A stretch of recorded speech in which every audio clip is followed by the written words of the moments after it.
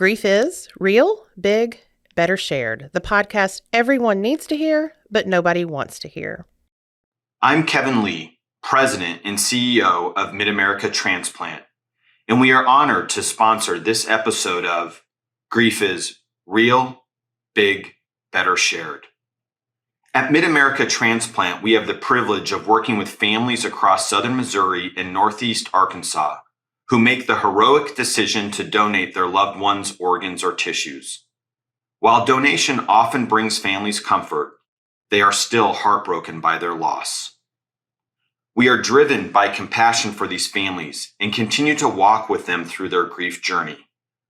Mid-America Transplant provides several programs to help families memorialize their loved one, but we believe that some of the best support can be provided by a grief center. We are proud to work with the Center for Good Grief and appreciate everything they are doing in the region to bring healing to people who are coping with loss. Mid-America Transplant is inspired by life and by the donor families who give transplant patients a second chance at life. For more information about being a donor, visit sayyesgivelife.org. Hello, welcome to Grief is Real, Big, Better Shared, the podcast everyone needs to hear, but nobody wants to hear. I'm Angela Hamblin-Kelly, the administrator of the Baptist Centers for Good Grief, and we're so glad that you are tuning in today. If this is your first time checking out our podcast, please know that we have Season 1 available wherever you get your podcast. In Season 1, there's a lot of great content about grief in general, about spouse loss, men in grief, and important things to know about childhood and adolescent grief. So make sure you go back and catch up on those episodes. With Season 2, we've heard from you and we listened to you, and we're going to focus more on some specific topics in a very short format. Just as a reminder, the Baptist Centers for Good Grief has been providing grief care for over 25 years. We've grown from a children's grief camp to a program with 3 comprehensive grief centers in Tennessee and Arkansas. We started this podcast because grief is the most universal experience there is. Again, this is the podcast everyone needs to hear because grief involves pain and vulnerability, which is also why this is the podcast nobody wants to hear. So I sit here today as a grief counselor, but I'm also a griever. So in our podcast, we hope to honestly look at grief and discuss the heart and head tug of war from an evidence-based grief counseling perspective, but also the very real-life perspective as well. So for today's episode, we're going to talk about grief in a little bit of a different way. A lot of us at the Baptist Centers for Good Grief will use metaphors when talking with clients, but also clients use metaphors in talking with us. It's a very natural way of describing grief when you're working really hard to figure out how to describe grief. So we know that metaphor is a form of a figurative language. Metaphors help people understand, pay attention to, or remember ideas. For example, some metaphors that we've heard in life before are life is a highway, or he's a shining star. So again, metaphors help us make maybe a complex thought easier to understand or explain. And grief certainly is complex, and it is very hard to understand. We know that grief is universal. We talk about that a lot here. It's also unique and individual as our own fingerprint. And so when trying to describe grief, it's hard to find words. It's hard to find words that encompass the extent of the emotion or the extent of the just flat out confusion. That's where metaphors can help. So joining me today to discuss metaphors and grief is Barbara, one of our grief counselors. So thank you so much, Barbara, for being here today. Well, you're welcome. Barbara, you were the natural person for me to ask to join me here today because I think this is just something you are so good at helping people understand their grief or finding the words for their grief, because again, it's so hard to explain grief, to put grief into words. What is it about metaphors and grief that you're drawn to or that you like? Well, I like to use metaphors because, like you mentioned, it sometimes helps people understand something about their grief that they just have trouble expressing in words. And it seems to help people understand their grief emotions, maybe at a deeper level. And I think when we use metaphors for counseling, they seem more comfortable then coming up with their own metaphors for their grief. Yes. That's right. That's a good point. It almost like gives them permission. And sometimes I like, just even like when we're talking about like a journaling prompt, sometimes I'll just say grief is, or grief looks like, just to help them try to get an idea of starting that. And one that we talk about a lot, and I think we've done this in other episodes of our podcast and on our YouTube channel, is we talk about grief being like the ocean and how the waves of grief come in, and there are waves that we can see and we can predict the intensity, and there are some that we misjudge, and a wave can knock us over. And we talk a lot about that. You've added the riptide to the waves of grief. Tell us about that. Yeah, I heard this, and it just made sense to me. I like to ask people, do you know what to do if you're in a riptide? Yes. And most people do know that, there's the natural instinct in a riptide is to swim directly into shore. Yes. You're just swimming as hard as you can. The problem is you don't get anywhere. Right. And it exhausts you. So with a riptide, you float down and then swim in. And I think a lot of people get that sometimes they're working so hard in their grief and it's exhausting. Yes. And they sometimes just need to float and be. Mm-hmm. Yeah, I mean, you're making me think about people maybe in early stages of grief, fresh grief, because everything has been turned upside down, and they get this thought of, I just got to stay busy, and often what happens is they do that until they are worn out, exhausted. Mm-hmm. And then I've had people say, what you just said is, so I'm just supposed to be, and so I think that image of that riptide is so helpful to people. And I like the whole grief being like the ocean, for so many reasons. Mm-hmm. One, as far as we can see, there's no ending point to the ocean. That's like our grief. But that riptide, giving them that it's more than permission. I mean, because you're just going to be exhausted. You're not going to be able to function. Something will happen to you that's going to make you stop. So if you can stop fighting the urge. And just floating. Thinking about floating is taking some breaths, relaxing, giving yourself some time. Yeah. Giving into the grief, allowing yourself to grieve and more. Yeah. So Barbara, talk to me. So we'll stay with the water theme here for just a minute. Talk to me about one that you also use with a sailboat. Well, with a sailboat, I point out that to get from point A to point B, it's not a straight line. When you're sailing, you just go back and forth. You still get to point B, but you have to go back and forth. And so many times people feel like in their grief, as they're going back and forth, that they're doing something wrong, right, or they're not progressing in their grief. And I like to remind them that is normal grief. Right. That is healthy grief, going back and forth. So meaning like regression, because some people will think, or like, I'm going backwards, I'm doing it wrong. Right. And that is a very normal part of grief, is going back and forth, like you said. I like that. Yeah. Another, we're just going to kind of go through some different ones here. Another one that we use a lot, I've just said it in other episodes from this previous year, but emotions need motion. We find ourselves saying that one a lot. That is so true. Yeah. And I guess one of the metaphors that come to mind when I think about that, of course, there's lots of different ones, but for some folks who've used a pressure cooker before, yes, they really get this, because, with a pressure cooker, if you don't let a steam out a little bit at a time, yes, most people know what happens. Right. There's an explosion. Yes. And I say this a lot of times with anger, when you feel that anger inside, and then what happens if you don't find ways to release that a little bit at a time, it can sort of explode and go on people that you don't even mean to be upset with. Right. So I think people can get that visual. Yeah. I've even had that thought just about with emotions need motion, and the pressure cooker is just with, like traumatic grief, the amount of cortisol, like maybe pumping through a person's body. Like if you really sit and think about those stress hormones and how they're pumping and reacting, and they need a place to go. And the motion oftentimes helps them do that. And again, if you go back to that pressure cooker, because if you don't, those hormones are still in your body. They're going to do something. And, that could maybe lead to a physical problem, from ulcer to maybe something more serious. And so thinking about even just those stress hormones in your body, that your body needs to give them a place to go through motion. Mm-hmm. Yeah. So true. Another one that we talk about, we can quote our good friend C.S. Lewis. He has a quote that says, "No one ever told me that grief felt so much like fear." I know that's something that I have quoted to myself time and time again. Talk to me about that, Barbara.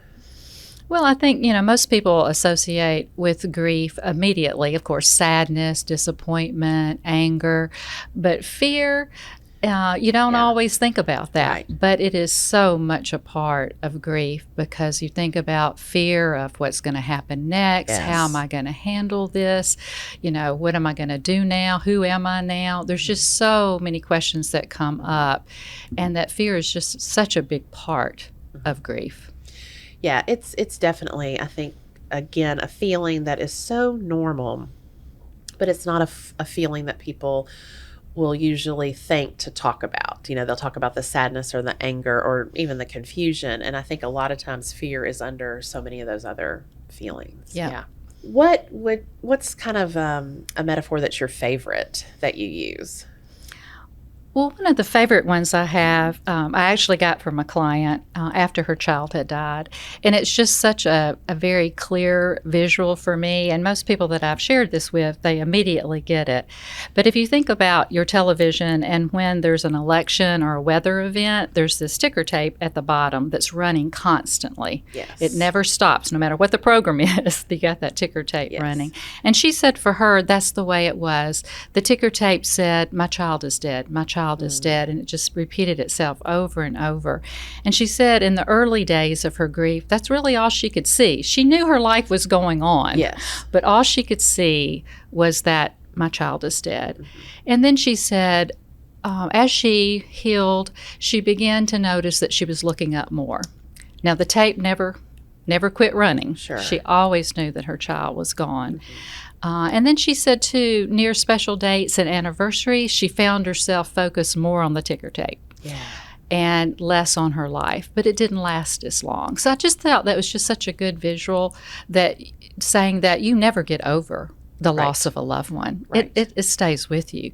But it doesn't mean that you can't heal and enjoy life again. Or look up a little bit, like you said.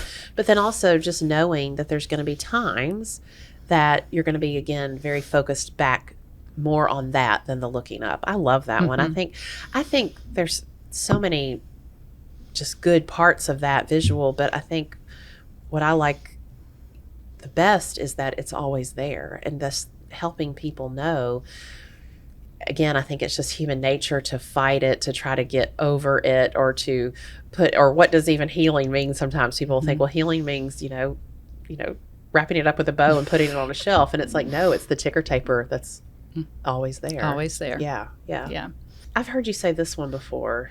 Tell me about it. How high is up? Well, some people, they really want to know, how long is grief going to last? Yes. They constantly will ask, okay, can you tell me how long is it? Just give me an average. Give me some months here. They pressure you for it. And I've just heard that, if you could describe how high is up, it's relative. Right. And so with grief, you just can't put a time frame on it. Yes. It takes whatever time it's going to take. And always remind people that the time of mourning is not wasted time. It is valuable time. Yes. I think we need to say that again, Barbara, because that is so, so true. So say that one more time. That is so important. That the mourning time is not wasted time. It's valuable time. Yes. And in a way, it's a way you're honoring your loved one because you mourn because you love. Yes. It's a different time, right? And it's a time you didn't ask for, but it is so, so valuable and has so much meaning. With how high is up, I think there's probably other ways you could say that too. Other ways are to get people to think about the individualness and the uniqueness of grief. What are other ways like that? Well, you think about, when you need to mow your grass, you don't see your grass growing, or you don't see your hair growing that you need a haircut. You just you do. Yeah. So sometimes with people, I say, you're not always going to be aware of your healing, that it's very subtle. And I think sometimes with journaling that really helps, because you can go back then. Yes. And you can reflect and say, oh, I have made some progress. Yes. And I just think those are two of the visuals I like. I like that too, and I'm glad you said something about journaling, because I know I'm one of those people that has such a hard time with that. But whenever I do, it is so helpful when you go and you look back and you can see. And you're right, you can't watch your grass grow, but all of a sudden one day you're like, oh, the grass needs cutting. And so I think that's an interesting way to look at grief. And I really like whether it's journaling or if it's just, talking with someone and saying, finish this sentence, grief is, or grief looks like, so different for everyone. But when we think about coping, and I think using this language or using metaphors to help describe your grief is a very helpful way of coping. It again helps put something really hard to put into words. What is something, Barbara, that we can tell people that they can do that is helpful? Well, I think one of the basic things to do is just concentrate on doing one thing. It can be, sometimes with the grief, it's so overwhelming with so many things you feel like you've got to do, you've got to process, but just telling yourself one thing, one step. Yeah. I see that with people who are like, okay, well, tell me what I'm going to do to feel better. I'm ready. I'm going to write down the list. And it's focused on one thing.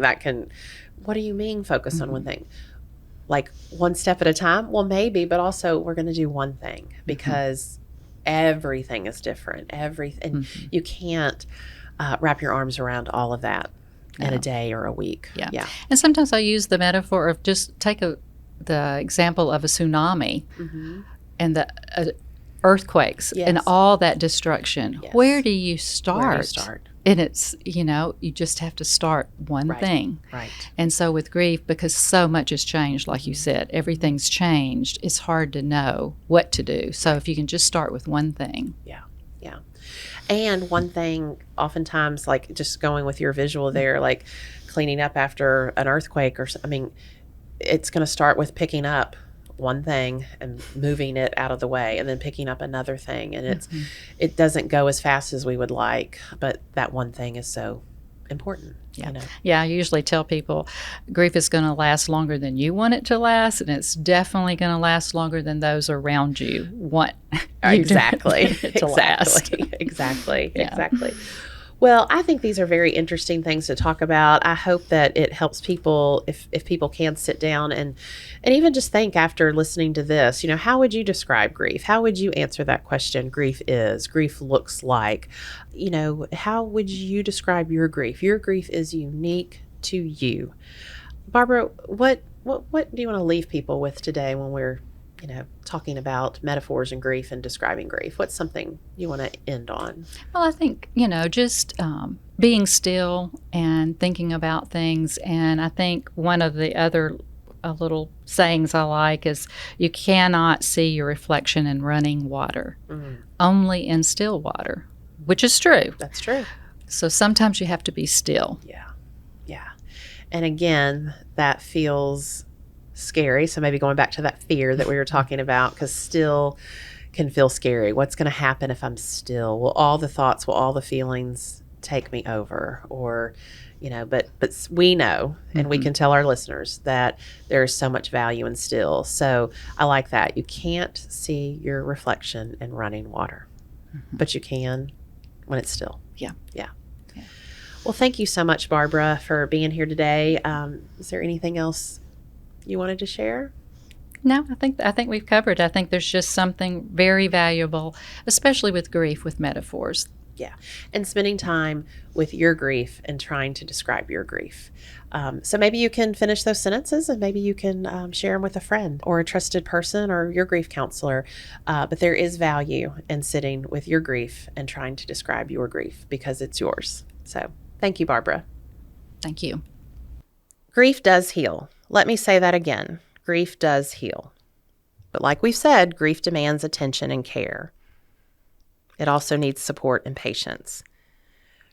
Remember that your grief is a reflection of your love. You are not alone. The world is full of many grievers like you. You can learn more about us at www.baptistgriefcenters.org. You can check out our YouTube channel, Baptist Centers for Good Grief. You can check out our podcast wherever you get your podcast. Also, know that you can reach out and let us know if there's a topic that you're interested in learning more about. You're welcome to email me at angela.kelly@bmhcc.org. That's angela.kelly@bmhcc.org. And remember, grief is real, big, better shared. We'll talk soon.